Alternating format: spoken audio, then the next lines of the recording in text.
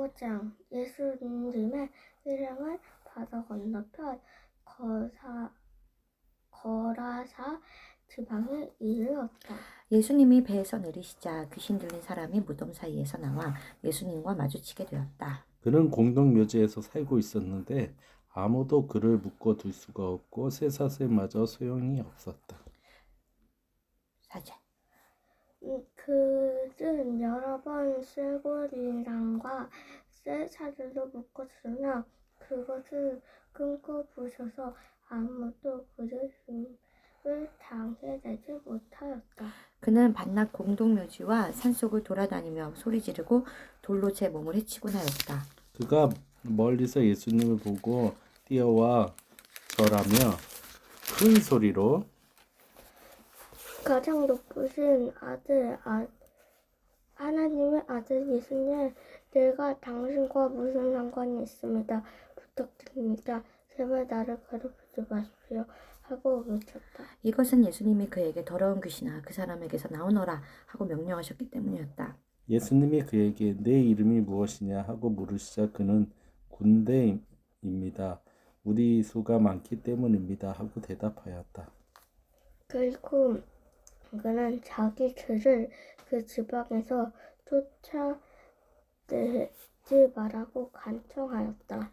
마침 그곳 산 기슭에 많은 돼지떼가 풀을 먹고 있었다. 귀신들은 예수님께 우리를 돼지떼에게 보내 그 속에 들어가게 해주십시오 하고 간청하였다. 예수님이 허락하시자 더러운 귀신들이 나와 돼지떼 속으로 들어갔는데 거의 2,000마리가 되는 돼지떼가 가파른 비탈로 내려 달려 바다에 빠져 죽고 말았다. 돼지를 치던 자들이 도망하여 읍내와 촌에 이 일을 전하자 사람들이 일어난 일을 보려고 모여들었다. 그들은 전에 군대 귀신 들렸던 사람이 옷을 입고 맑은 정신으로 예수님 앞에 앉아 있는 것을 보고 두려워하였다. 그 일을 지켜본 사람들이 귀신 들렸다는 사람과 돼지떼에 일어난 일을 그들에게 이야기해 주자. 그들이 예수님께 그 지방을 떠나달라고 간청하였다. 예수님이 배에 오르실 때 귀신 들렸던 사람이 같이 가게 해달라고 간청하였으나 예수님은 허락하지 않으시고 그에게 어서 집으로 돌아가 주님께서 행하신 큰 일과 어떻게 너를 불쌍히 여기셨는지 가족에게 알려라 하고 말씀하셨다. 그가 곧 가서 예수님이 자기에게 행하신 큰 일을 데가볼리 지방에 알리자 듣는 사람들이 모두 신기하게 여겼다. 예수님은 배를 타고 다시 건너편으로 돌아오셨다. 많은 군중들이 바닷가에 계시는 예수님께 모여들었다. 그 아이가 야이로라는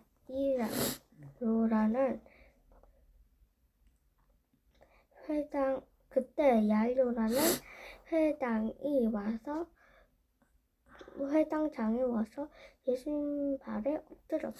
제 어린 딸이 죽어갑니다. 제발 오셔서 손을 얹어 살려주십시오 하고 간청하였다. 예수님이 그를 따라가시자 많은 사람이 되돌아가며 서로 밀쳤다. 군중 가운데 12년 동안 피를 흘리며 앓던 한 여자가 있었다. 그녀는 많은 의사들을 찾아다니며 치료를 받느라고 무척 고생하였고 있던 재산도 다 허비하였으나 나아지기는커녕 오히려 병만 더 악화되었다. 마침 그녀는 예수님의 소문을 듣고 군중 틈에 끼어가다가 뒤에서 예수님의 옷자락을 만졌다.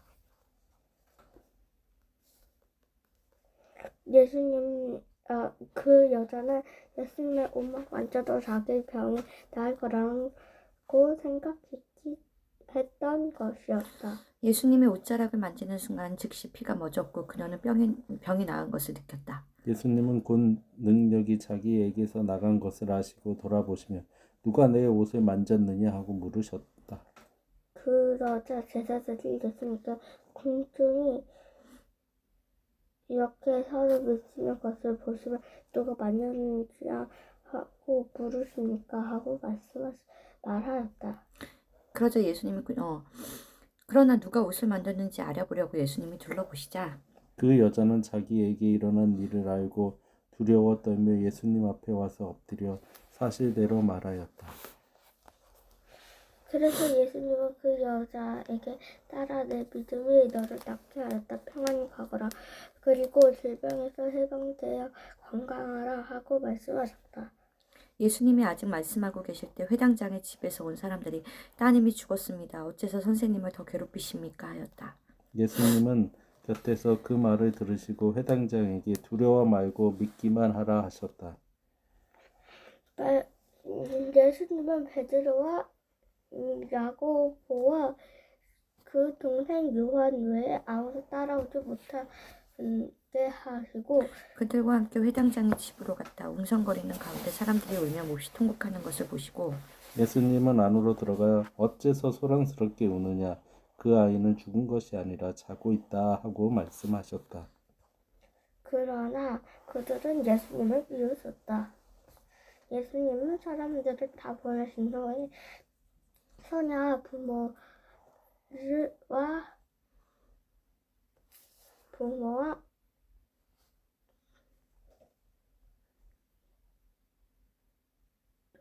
데리고 간 제자들과 함께 소녀가 있는 방에 들어가셨다. 예수님은 소녀의 손을 잡고 달리다고 하셨는데 이 말은 소녀야 내가 너에게 말한다 일어나라는 뜻이었다. 그러자 12살 된 그 소녀는 곧 일어나 걸어 다녔다. 이것을 지켜본 사람들은 너무 놀라 정신이 하나도 없었다. 예수님은 이 일을 아무에게도 알리지 못하도록 단단히 주무시고 소녀에게 먹을 것을 주라고 하셨다. 6장 예수님이 그 곳을 떠나 고향으로 가시자 제자들도 따라갔다. 안식일이 되어 예수님은 회당에서 가르치셨다. 많은 사람들이 듣고 놀라며 이렇게 말씀하셨다. 저 사람이 이 모든 것을 어디서 얻었을까? 저 사람의 이런 지혜와 놀라운 힘이 어떻게 해서 생긴 것이냐? 저 사람은 마리아의 아들 목수이며 야고보와 요한과 유다와 시몬의 형제 아니냐? 저 사람이 너희 동생들과 오늘 함께 여기 있지 않느냐? 그리고 그들은 예수님을 배척하였다. 예수님은 예언자가 고향과 친척과 자기 집에서는 존경을 받지 못한다 하시고 거기서는 아무 기적도 베풀 수가 없어서 병자 몇 사람에게만 손을 얹어 고쳐주셨다.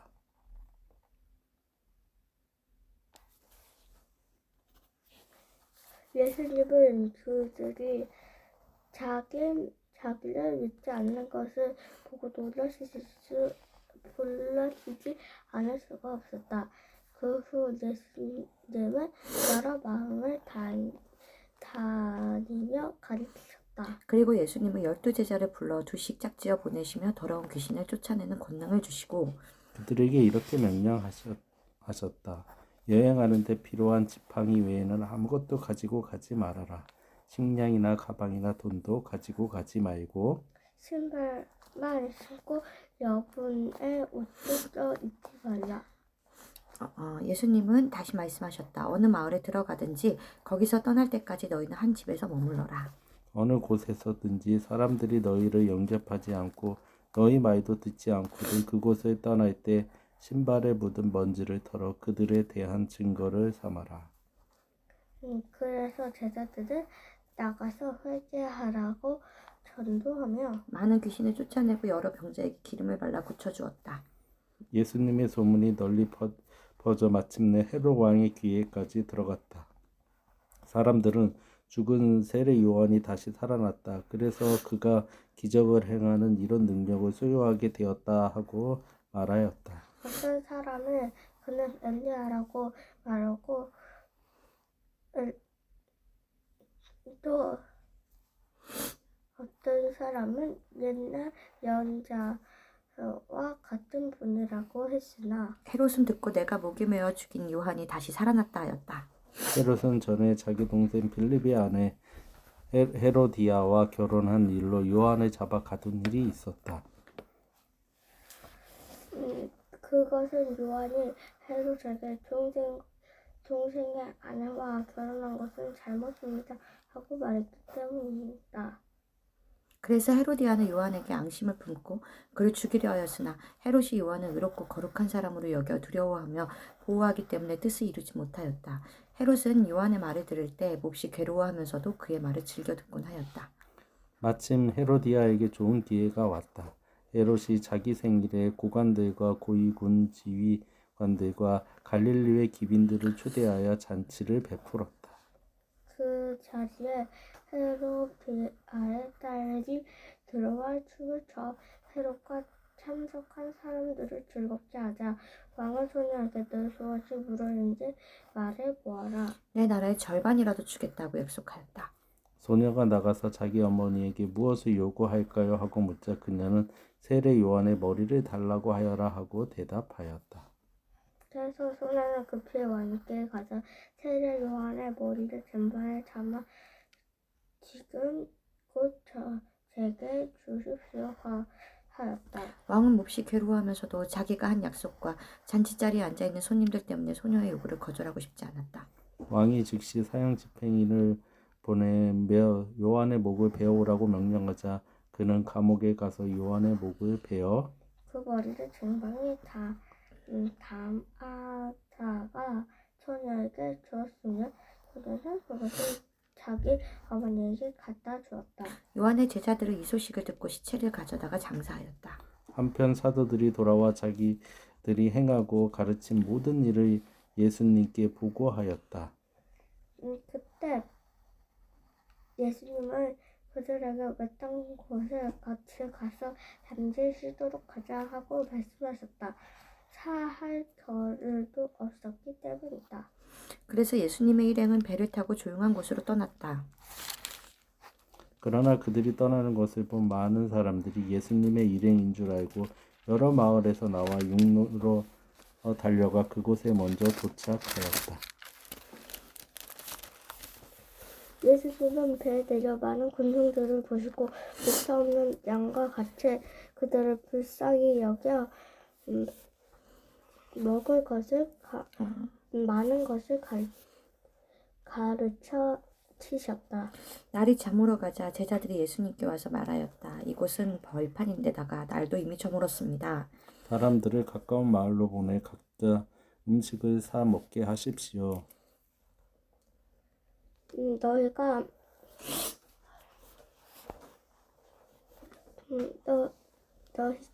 저들에게 먹을 것을 주어라. 우리가 가서 200데나리온이나 들어서 빵을 사다가 먹으란 말씀입니까? 너희가 가진 빵이 몇 개나 되는지 가서 알아보고 오너라. 그래서 제자들이 알아보니 빵 5개와 물고기 2마리뿐이었다.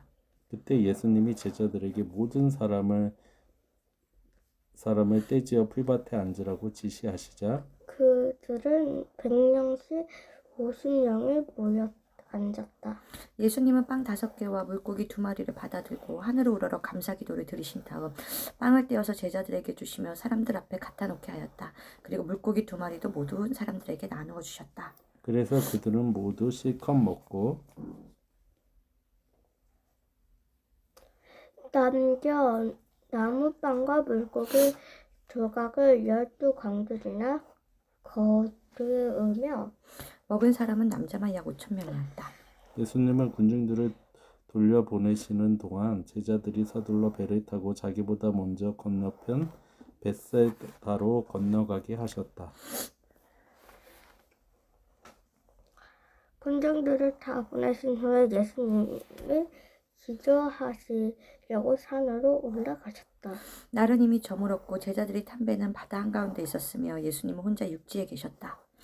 바람이 휘몰아침으로 제자들이 노를 젓느라고 애쓰는 것을 보신 예수님은 새벽 4시쯤 바다 위를 걸어서 제자들에게 오셨다가 그대로 지나가시려 하셨다. 그때 바다 위를 걸어오시는 예수님을 보고 제자들은 유령인 줄 알고 모두 놀라 그들에게 소리를 질렀다. 그래서 예수님은 즉시 그들에게 나다 무서워하지 말고 안심하라 하시며 그들이 탄 배에 오르시자 그 바람이 그쳤다. 제자들은 너무 놀라 어떨 줄 몰랐다. 이것은 그들이 빵에 대한 기적을 깨닫지 못하고 오히려 마음이 둔해졌기 때문이었다. 사람들은 53절. 그들은 바다 건너 게네사렛 땅에 이르렀다. 사람들은 배에서 내리는 예수님을 금방 알아보고 온 지방으로 뛰어다니며 병자들을 자리에 누인 채로 예수님이 계시는 곳에 데려왔다. 또 사람들은 예수님을 잊으시는 곳마다 병자들을 길거리에 데려가 놓고 예수님을 만지는 사람을 모두 낳았다.